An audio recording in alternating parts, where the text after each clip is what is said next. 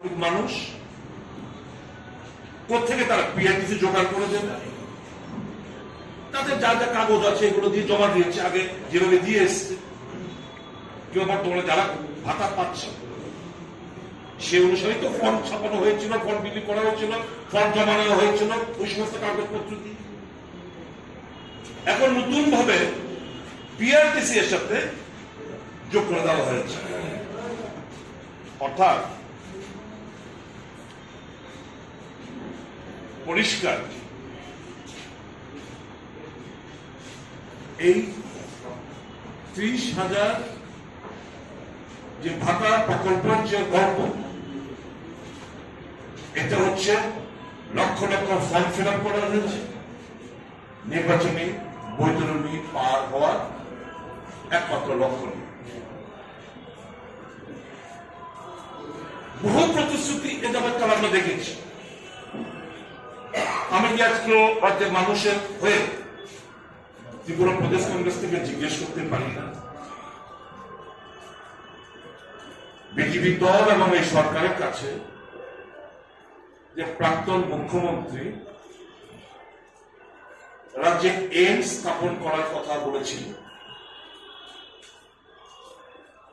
এইমসটা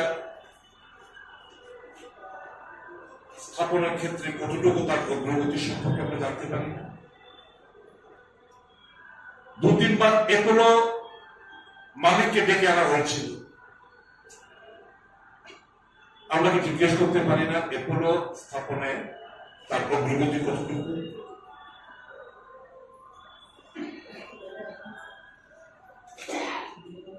আমবাসা একটা medical college হবে,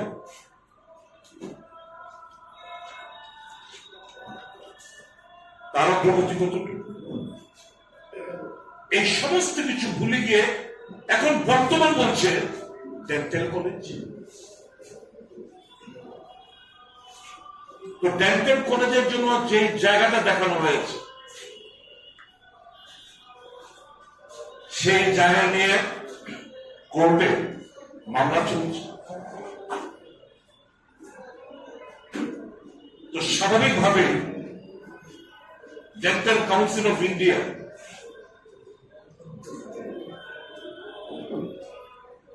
তার অনুমোদন দিতে প্রবলেম হবে। বলছে বর্তমান যারা এজিএমসিতে ফ্যাকাল্টি রয়েছে তারাই পড়াবে, এক ফ্যাকাল্টি আরেকটা জায়গায় যেতে পারে না। তাহলে সবটা মিলিয়ে আমরা বুঝতে পারছি যে শুধু ভোট যত এগিয়ে আসবে মানুষকে নতুন ভাবে এরা স্বপ্ন দেখাবে, ভোটের পর সব বেদনা ভুলে যাবে।